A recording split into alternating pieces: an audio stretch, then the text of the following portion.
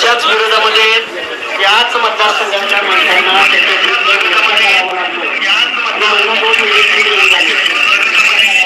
मी तुम्हाला शिरूरच्या जनतेला हात जोडून सांगेन, याला जबाबदार तुम्ही सर्वजण आहात. काय माणूस निवडून दिला वा. या माणसाचा एक खोक्या म्हणजे एक कार्यकर्ता जर अशा पद्धतीनं वागत असेल, त्याचे पैसे, त्याचं राहणीमान, त्याचा हेलिकॉप्टरनं प्रवास, गाडीच्या बोनेटवर पैसे उधळणं, हातातल्या अंगठ्या, काय म्हणला माहितीये का, सुरेश दसांना प्रतिक्रिया विचारलं, म्हणला काय नाही म्हणला, त्या टाकले पिता पुत्राला मला बाईकची छेडतात. अरे लाज वाटली पाहिजे, आमदार म्हणून घेतो.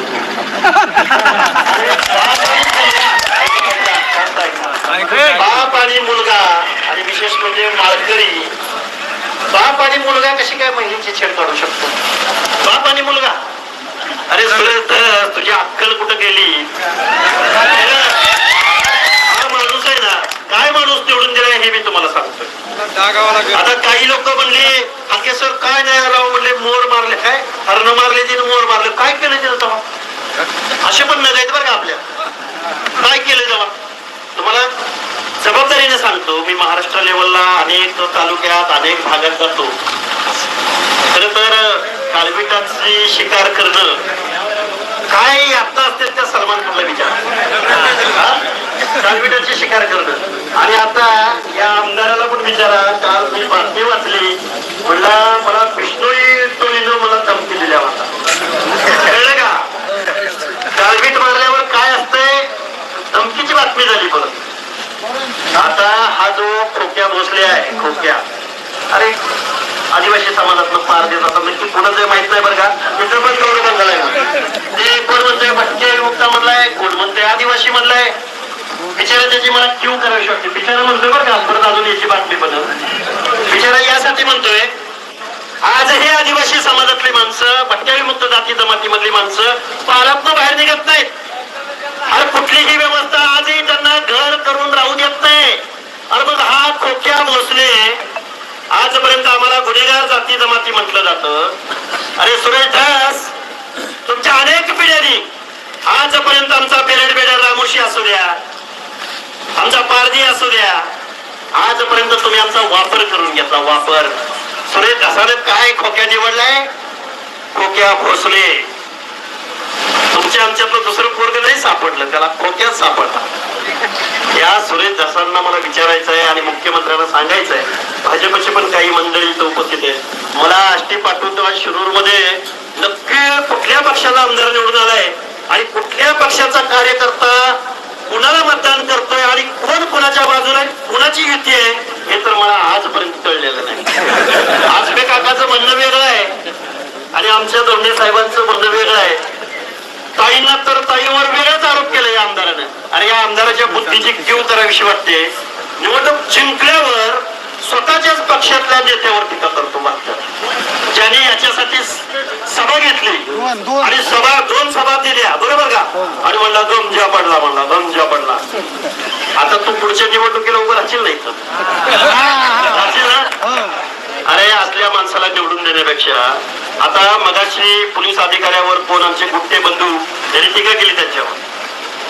खरं तर पोलीस डिपार्टमेंटचा आपण आदर करणारी माणसं आहोत, कायदा पाळणारी माणसं आहोत, लॉ अँड ज्युडिशरी फॉलो करणारी माणसं आहोत. मेहबूब शेख साहेब बरोबर आहे का, आपण मानणारी माणसं आहोत यांना. पण त्याच पोलीस स्टेशन मध्ये हा खोक्या भोसले दारू पित बसला होता आणि आमचे कोणतरी सरपंच आहेत नवनाथ ढाकणे होते, पोलीस स्टेशन मध्ये पार्टी करतो. हा पोलीस स्टेशन मध्ये पार्टी करतो. खोक्या भोसले हा हिमनगाचं टोक आहे. काय म्हणतोय ध्यान देऊन ऐका, हिमनगाचं टोक आहे. 100 कार्यकर्त्यापैकी एक कार्यकर्ता म्हणजे खोक्या भोसले. मी खरं तर आज येणार नव्हतो, पण story.com म्हणून एक चॅनल आहे, त्या चॅनलवर एक सगळी स्टोरी वाचली. ती स्टोरी वाचता वाचता हिंदी चॅनल NDTVला त्या खोक्या भोसलेची स्टोरी चालू. म्हटलं हे काहीतरी लय वेगळं दिसतंय,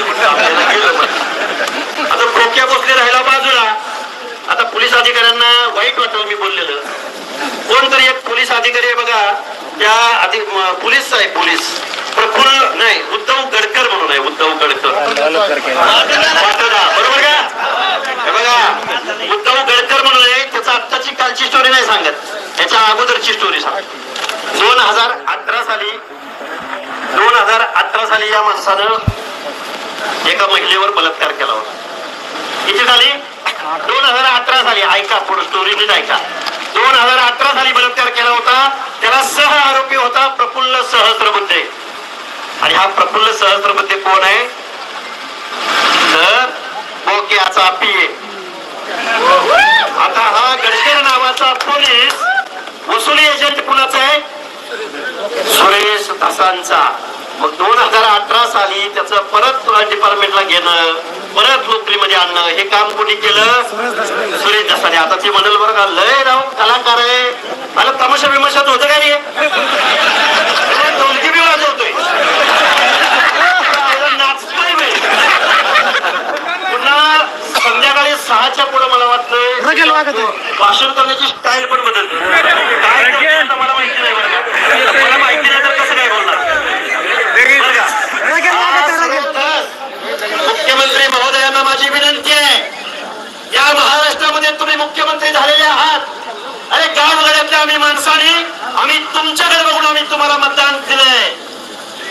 आष्टी पाटोदा शिरूर मधल्या सुद्धा आमच्या माणसांनी तुम्हाला मतदान दिलंय. या माणसाकडे बघून नाही. म्हातारी कोताऱ्या माणसांना प्रश्न विचारला, घरातल्या पोरांनी काहीतरी वेगळं वापरं सांगितलं तर बाया म्हणल्या नाही पंकुताई काल आल्या होत्या आणि त्यांनी कमळाला मतदान करायला सांगितले. मुख्यमंत्री महोदय या बोक्याला बघून मतदान नाही दिलं, मतदान कमळाला बघून. कारण गोपीनाथ मुंडेंनी इतर कमळ फुलवलं.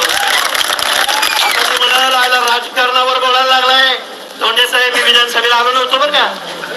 जरी या भागदारानं निवडणूक जिंकल्यानंतर त्या विजयी सभेत माझं नाव घेतलं. लक्ष्मण हके मला धनगर समाजाला मतदान दिलंय. अरे असला माणूस निवडून द्यायचा असतोय. हाच पुन्हा तिकडे गेला. आम्ही पहिल्या दिवसापासून सांगतोय स्वर्गीय संतोष देशमुखांच्या हत्यारांना शिक्षा झाली पाहिजे. अरे कोण त्याचा आई वडील आरोपीचा भाऊ बहीण सुद्धा अशा कृत्याचं कोणी समर्थन करणार नाही. आणि त्यांचं समर्थन करायला एवढी आमची वैचारिक दिवाळखोरी नाही निघाली. पण हा गडी काय म्हणला, रोस्टर काढा मला रोस्टर. मी दमनिया बाई एक आली कुठून असू द्या. सामाजिक कार्यकर्ते आहेत, सिलेक्टिव्ह प्रकरणात काम करतात, त्यांना माऊली सोड नाही दिसणार, त्यांना कैलास बोराडे नाही दिसणार, त्यांना नवबौद्ध तरुण भोर तालुक्यातला पुणे जिल्ह्यातला विक्रम गायकवाड जो UPSCची मेन्स परीक्षा देणार होता, त्याच्या गुप्तांगावरती 22 वार करून त्याची हत्या केली. अरे तो विक्रम गायकवाड दमनियाला दिसणार नाही, विरोधी पक्षनेत्यांना दिसणार नाही, मुख्यमंत्र्यांना दिसणार नाही. जिथं पॉलिटिकल मायलेज, जिथं कुणाचं तरी चिरवायची कायद्याचं काम करू द्या ना. ज्याची इन्व्हॉल्वमेंट आहे, जो FIR मध्ये येतो, ज्याचा डायरेक्ट इनडायरेक्ट इन्व्हॉल्वमेंट आहे, त्याला शिक्षा झाली पाहिजे ना. आम्ही नाही म्हणत नाही, आम्ही कायद्याच्या पुढे, आम्ही ज्युडिशरी न्याय व्यवस्था पोलीस प्रशासनाच्या पुढे जाणारी माणसं नाही. पण आम्हाला सुद्धा जातीमध्ये ठरवलं. आज इथं सगळी माणसं आलेली आहेत. आज माझं तुम्हाला आणखीन एक गोष्ट सांगतो. मी मगाशी तुम्हाला काय म्हटलं की खोक्या भोसले हा हिमनगाचं टोक आहे सुरेश धसांचं. काल परवा आणखीन एक गोष्ट आम्हाला कळाली. ती गोष्ट अशी आहे की एक मुलगा आहे, त्याचं काय नाव आहे बघा, सूरज कातकडे. सूरज कातकडे आहे आणि सूरज कातकडे गायब आहे. या बिचाराच्या बाबतीमध्ये काही कमी जास्त झालेलं नसावं अशी मी ईश्वरचरणी प्रार्थना करतो. गुन्हेगार असणार तरी त्याला मी एक सांगतो, तू जिथं असशील तिथून पुढे ये, आम्ही तुझ्या पाठीशी आहे. हा खोक्या बसले आणि तुला काहीही करणार नाही. आणि मग आता प्रश्न उरतो की पोलीस डिपार्टमेंटनं त्याची FIR नोंद करून घेतली नाही. अरे मिसिंग आहे, गायब आहे, तो गेलाय का राहिलाय, कोण आहे आरोपी, काय झाले नक्की?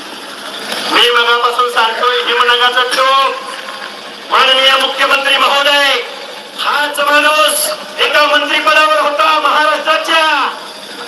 भारतीय जनता पार्टीची आयडिओलॉजी काय? प्रभू रामचंद्र महादेव. किती मोठा कुंभमेळा तिकडे भरला, किती पैसे खर्च केले भाजपनं. तर त्या सुरेश धसानं शंभू महादेवाला सोडलं नाही, त्याचा उतारा गायब केलाय. प्रभू रामचंद्राच्या ट्रस्टची जमीन मी नाही, मी मला काय होतं काय होतं हे महाराष्ट्राला माहिती आहे. अनेक बँका बुडवलेल्या आहेत. आता म्हणून म्हणाल हे राजकीय बोलायला आलं, सुरेश कसावर बोलायला आलंय बोलायला. आता काय करणार, कारण लोकांना गांभीर्य कळलं पाहिजे ना. डोक्यामध्ये काय झालं, हरण मारलंय, माणसं मारलंय. अरे पण आमचा वन विभाग अजून वन विभागाला या पाया दाखल केल्यामध्ये दादा बरोबर आहे का?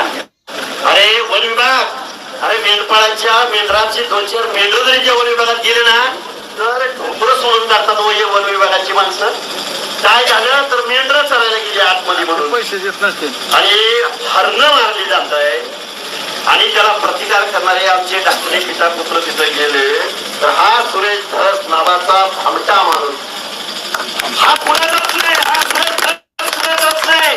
उद्या कुणाची मेहबूब साहेब तुमची सत्ता येऊ द्या, सगळ्यात पहिल्यांदा तुमच्या पाठीमागे तुमच्या पक्षात प्रवेश करायला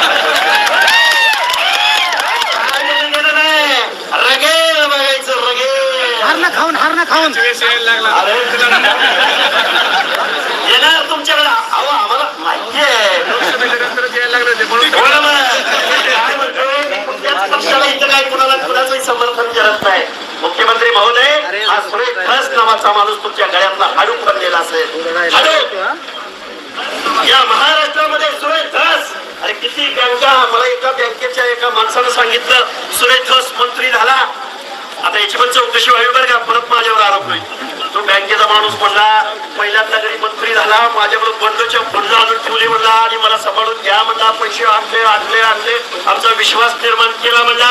परत एकदा पैसे पाठवा म्हणला. मग त्या बँकेने त्याला पैसे पाठवले आणि पुन्हा त्या बँकेच्या त्या माणसाला म्हणला तुझे पैसे आलेच नाही. त्या माणसानं उभ्या आयुष्यामध्ये जेवढे पैसे बघितले नव्हते तो देऊ शकत नव्हता. त्या आता याची पण चौकशी झाली पाहिजे बरं का, नाहीतर परत म्हणाल मला काही निवडणुकीला इथं उभं राहायचं नाही. मी खूप लांबून आलो इकडं. पण महाराष्ट्रामध्ये असे अनेक महानगर आहेत. मी एवढ्या मतानं निवडून आलो, हाकेला किती आम्ही कार्यकर्ते आहोत चळवळीतले, आम्ही मेंढपाळाची पोरं आहोत. मला धनगरांनी मतं दिले. साऱ्या धनगर ज्या दिवशी जागे होतील ना तुझ्या ठोकराची कातडं नाही काढली. प्रॉब्लेम असा मी जातीवर नाही बोलायला आलो इथे. याला सत्तेचा उन्माद आहे, माज आहे साऱ्यांना सत्तेचा उन्माद. मी निवडून आलो म्हणजे मी काही पण करायचं. मी निवडून आलो म्हणजे लोकांच्या गावकुसातल्या देवस्थानच्या जमिनी लाटायच्या. आमच्या सांगली जिल्ह्यातलं एक प्रकरण आहे. आता तिथं लोकांनी घरं बांधतात गरिबांनी. अरे गावाला कष्ट करून कर्ज काढून दिगंची म्हणून गाव आहे. आता परत इथं भाषण होईल.